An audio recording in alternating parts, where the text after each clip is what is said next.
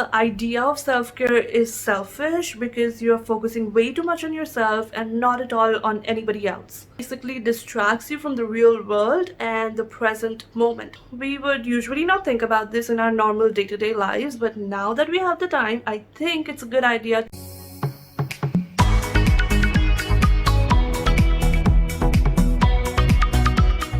Hey everyone, welcome back to my channel. So we have been social distancing, self-isolating, self-quarantining for so many days now, and I think most of us are working on autopilot now. So we eat, sleep, use our phones and repeat. But instead of ending up in this cycle every single day, you can utilize this time for something for which you had no time before, which is self-care. Self-care is a very important practice because it allows you to stay at your optimum level, stay sharp, motivated and healthy. And this not only helps you, but it also helps those who are directly or indirectly impacted by you. So let's quickly dive into this video and discuss the 12 self-care ideas while self-isolating. For most part of our days, we are either sitting on a desk in front of a computer or we are on our phones, and both of these activities result into poor posture.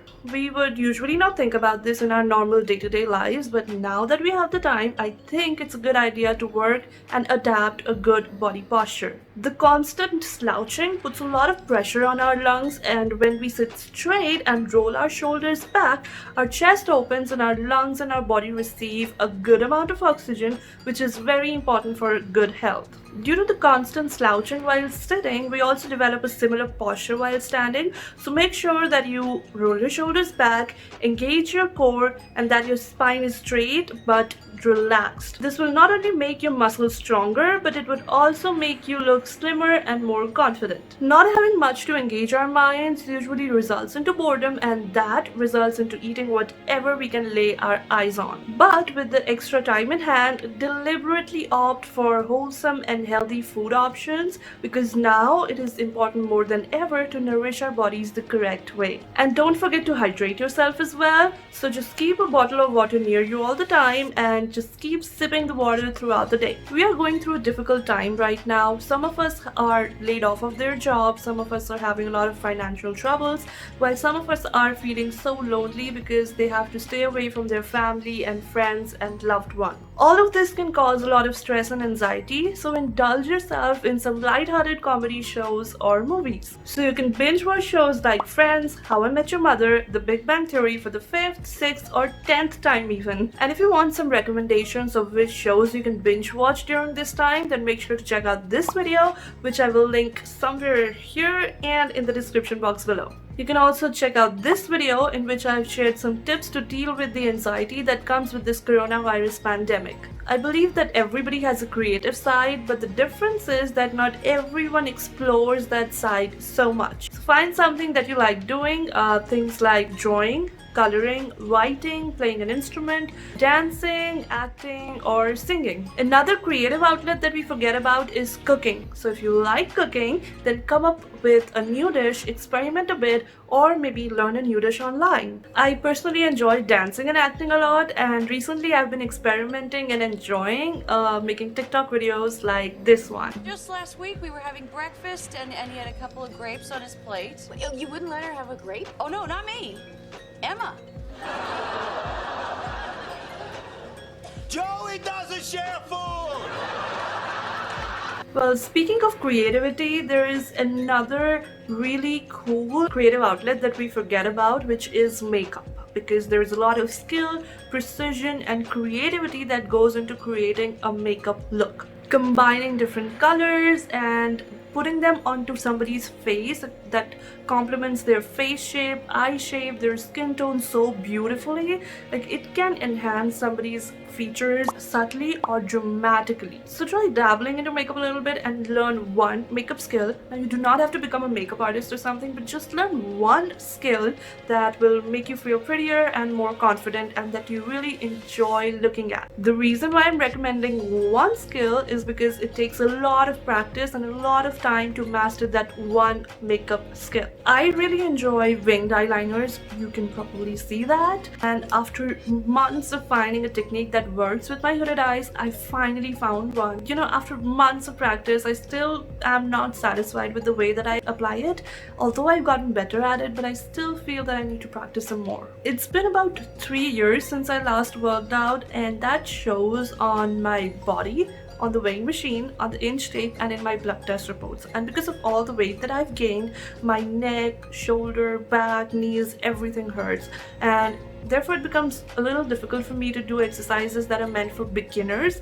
I need something which is for like level 0 beginners, so that after some time I can level up to like the beginner level. So something that I've been enjoying lately is the Senior Citizen series by Ruchika, in which she shows 15 exercises that can be done by anyone. These exercises will help build and strengthen the muscles, which will result to fat loss. Well, that's a topic for another video. By the way, if you decide to check her out, let her know that I sent you. But the point is that you should do some kind of physical exercise depending upon your fitness level. This will not only help you become more self-confident because you're gonna look great, but it will also help you have more energy, which means that you will be more productive and you'll be able to finish more work in lesser time. And this means that you get more free time, which you can spend with your family, your loved ones, with your friends, and you can have more self-care dates. So exercise, guys, it's really important. We may not notice this, but our environment has a huge impact on our moods and our mind. So create some time and start decluttering. Get rid of anything which you no longer use and it is just unnecessarily occupying space in your house. Decluttering your environment is like decluttering your mind. So once you declutter and get rid of all the unnecessary things, your brain will also feel so refreshed and relaxed. In fact, in a study by Harvard, it was found that the clutter in our environment has an impact on our stress and anxiety levels, our eating patterns, sleeping patterns, our relationship with others, and our ability to focus. Now, you do not have to declutter the entire house in one go, which is quite not possible for people like me, to be honest. Just the thought of it is like so daunting and makes me want to procrastinate. But you can start with just one small area in your house, like the junk drawer for starters. When I'm working and when I'm like in the flow, I would forget about everything and I would just keep working irrespective of how exhausted or tired I'm feeling physically and mentally. There is another scenario as well where I'm free, I have nothing to do, and in those cases I'm glued to my phone or I am binge watching series. And both these scenarios are very unhealthy because my body is not getting any kind of rest at all. Just like eating and exercising is important to maintain good health, so is resting and sleeping. Just like we need to charge our phones so that they can work the entire day, we need to charge ourselves by resting and giving ourselves a break and sleeping properly so that we can work on our optimum levels. Lately, I've been seeing so many posts on Instagram which say that if you do not come out of this quarantine by achieving something you've not done anything, so you need to hustle hard, you need to work hard.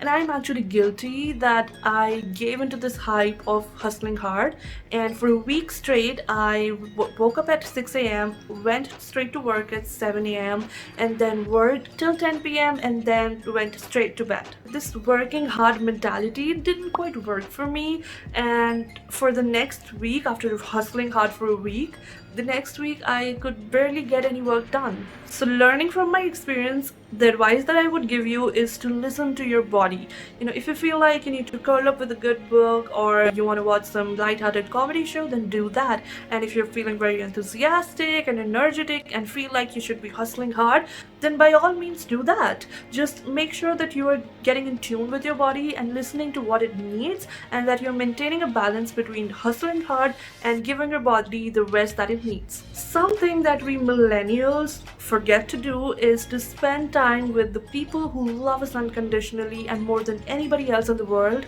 our parents. And I cannot say that I'm not one of those people. Even though I live with my parents and I would want to spend so much time with them, I'm actually not doing that because I am so busy either eating, sleeping, working, or scrolling through my phone or watching a movie. But lately, I've made a conscious effort to spend more time with them, and I cannot tell you what a beautiful experience that is. They are genuinely interested in listening to what I have to say.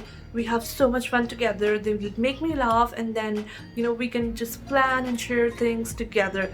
Watching movies and series with them is way more fun than watching them alone. So try to find a little bit time in your day for your parents, and you will see for yourself what a beautiful experience that is. If you do not live with your parents, then try to have a video call with them for 10 to 15 minutes every day. Ask them about their day, tell them about yours.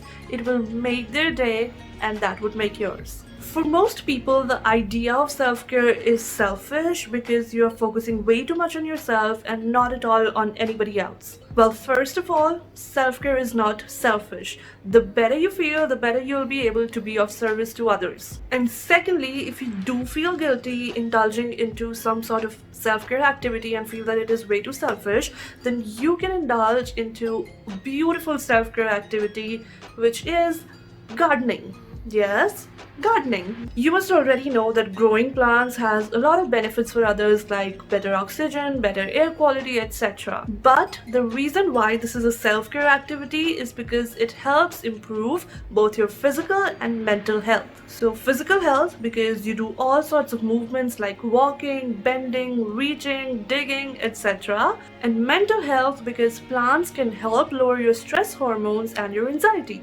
And seeing something you nurture every day grow into something so beautiful and healthy improves your mood and makes you feel so happy. Not only that, but gardening can also be a beautiful mindfulness practice where you are so involved in the present moment. Scrolling through social media is a habit that makes us lose track of time. You start scrolling through social media and you wouldn't even know where 3 hours would have gone by.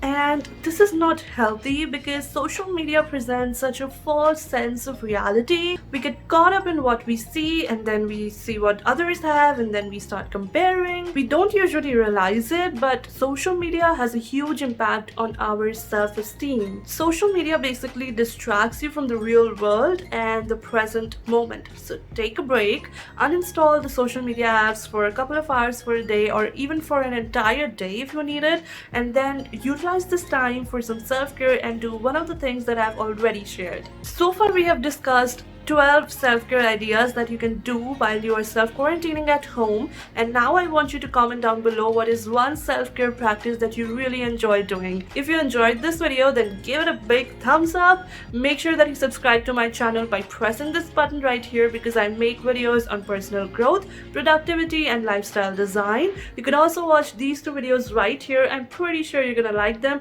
I will see you soon in another video. Until then, keep loving, keep dreaming. This is Ruchika Srivastava signing off.